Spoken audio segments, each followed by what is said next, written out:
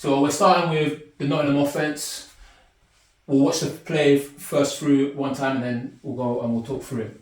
But they've come out in what I would call as a wing-back duo. So you've got twins to the left, you've got one wide receiver out wide, you've got someone attached to the offensive line, slightly step back, so wing-back duo. Little motion, call it try and run in inside zone, you get stuffed straight away. So what we have here is we have an inside zone. They look to try and run an inside zone. It gets stuffed by the D-line straight away. And this was indicative of one of Nottingham's challenges the entire game. Throughout the entire game, Nottingham struggled to run the ball. In fact, they essentially had no run game. And because of that, it put a lot of pressure on their offensive QB, receivers, and their pass game to come through and make some plays. And which they stood more than tall to it. The QB, the play calling, everything stood more than tall to it. And although they got picked in this game, the lack of a run game put the pressure on them and they came up shining. But as you can see here, shows as well one of the strengths of the UWE team was the defensive line. The defensive line is a very strong outfit. Did an excellent job throughout the entire game, obviously stuffing the run. Sheds goes there, makes a play. And the box play was generally not too bad. If I'm being super critical within this play, if we watch number 42, he could be a little bit more aggressive on his read. Number 6 over here, the other linebacker does an excellent job. Knows what gap he's got to play. Sees that it might be slightly open. Comes downhill very aggressively. The line's essentially stuffed. There's nowhere to go there. And because the D lineman makes a nice little play there, they're stuffed for no gain. Second play of the drive from Nottingham. Come out and trips this time. Trips gone minus.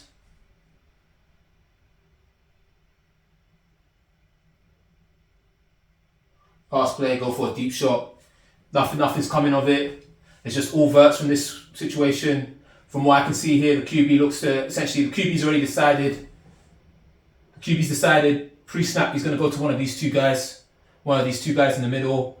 He's likely seen that the corners are off. He's like, oh, cool. That's not what I want to go to. He essentially then, from what I can tell when we watch the tape, we'll see it again. He looks to see how the slot player is played, how the slot receiver is played. It looks like they've got a one high look, so he's assuming there's going to be a middle of the field safety, essentially reads the safety and then takes a shot on the other person. Even though it's well covered by the UWE defense just generally, that's what the QB looks to do. And essentially it just goes nowhere. Sees the safeties there, throws it to the other guy, just make sure it can't be made a play on by the DB, and fine, we'll toss it out. You got stuffed on the first play, you go for a shot on the second play, nothing too crazy there. So now they're in 3rd and long. Once again, come out in trips gone plus.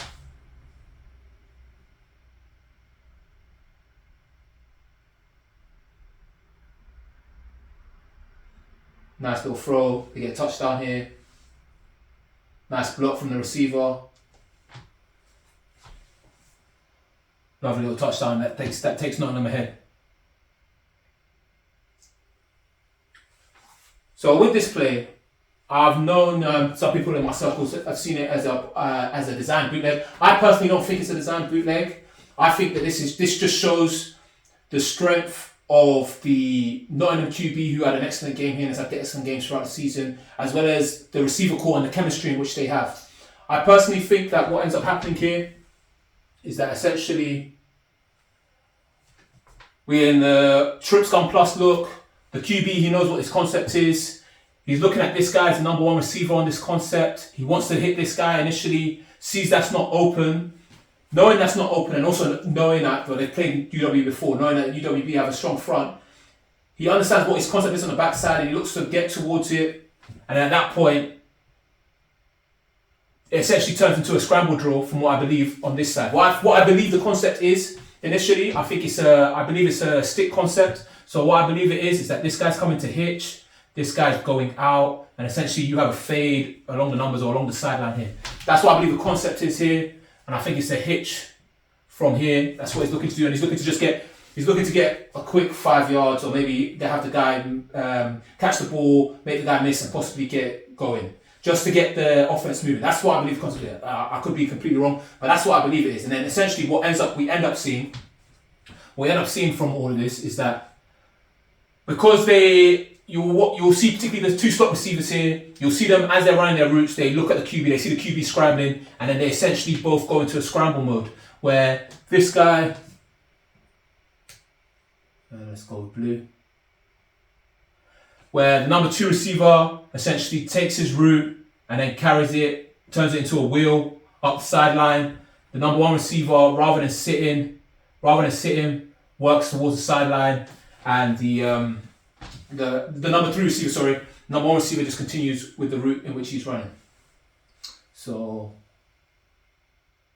let's watch that again. So on this occasion, while I want you to watch the QB, you're going to see him initially looks to the singled receiver. He gets stuffed on the line by the DB. The DB does an excellent job covering him. But the QB is aware of what his concept is on both sides of the field. And I think that's obvious in the way in which he plays it. He looks to one, sees it's not open, knows he's got to look back round, so he essentially spins. Maybe he feels the pressure or just expects the pressure. I'm not certain there. And then the chemistry between him and the receivers, they go into a scramble and they score a lovely touchdown. So let's watch that. So we're going to watch the top first. This guy gets stuffed in the line. The QB looks to try and get to him. Sees, oh yeah, that's not on. Spins.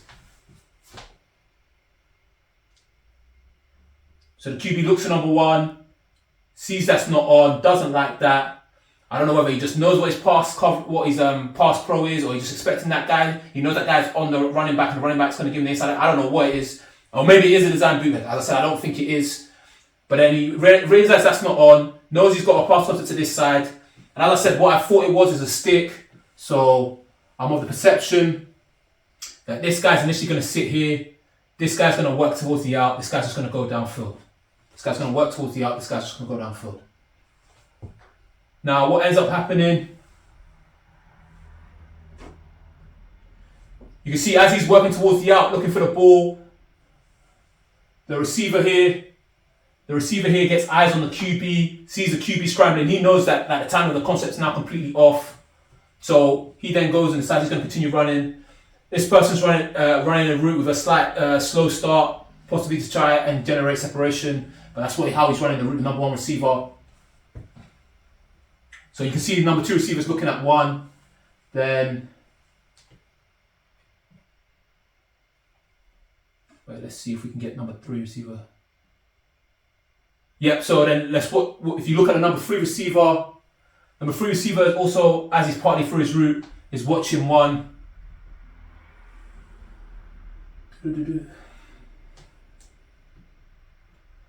He sees the QB scrambled.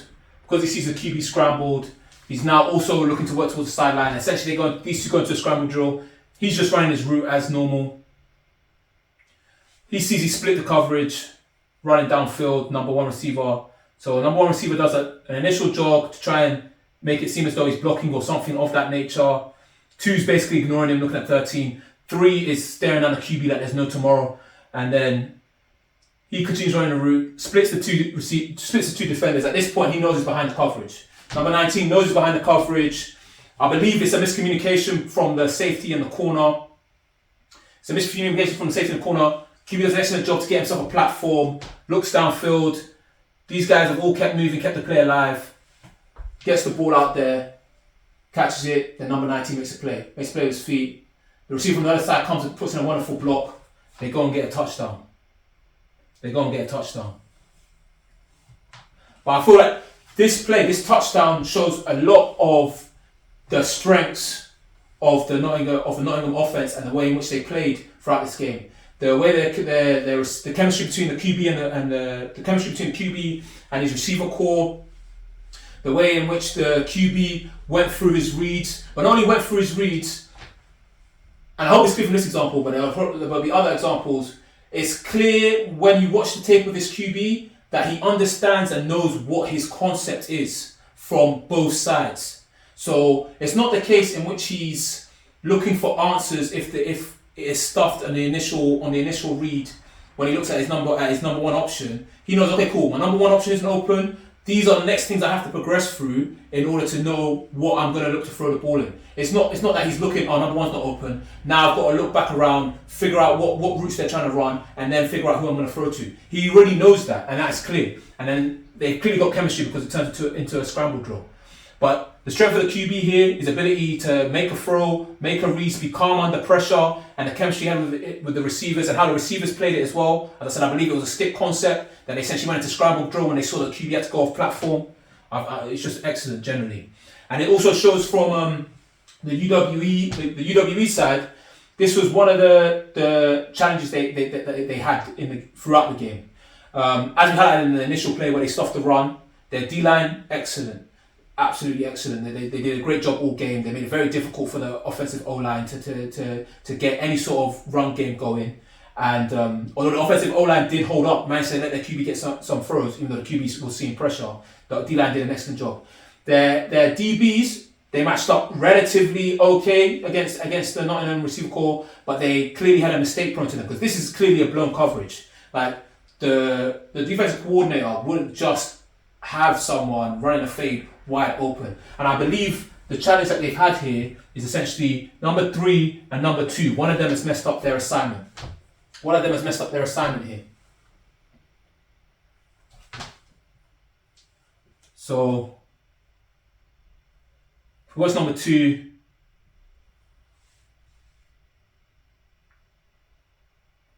Phil's watching. Cool. Yeah.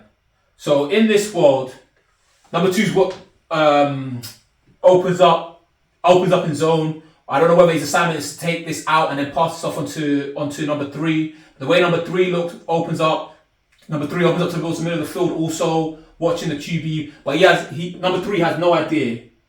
Number 3 has no idea what this number 2 receiver is or what the number 1 receiver is doing. No idea what either of them are doing here. That much is evident.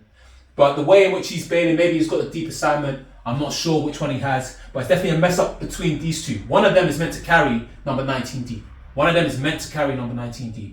In this world, what ends up happening is that neither carry number 19 deep because the slot receiver converts it in towards a wheel that also acts as some eye candy to both number 2 and number 3, essentially ignoring 13. Wide open, goes and makes a lovely touchdown. And it's great hustle, great effort from the guy who had his route stuffed initially to come put in a wonderful block, and they go and score a lovely touchdown. So that shows you the chemistry, the skill of the Nottingham QB, as well as their receivers and how they've married that together and done an excellent job, as well as the prone to mistake that UWE have, particularly in their DB core, because it's a mistake as to why that ends up being as wide open as it is. Someone's definitely meant to cover him deep. 2 of them aren't meant to go through the wheel.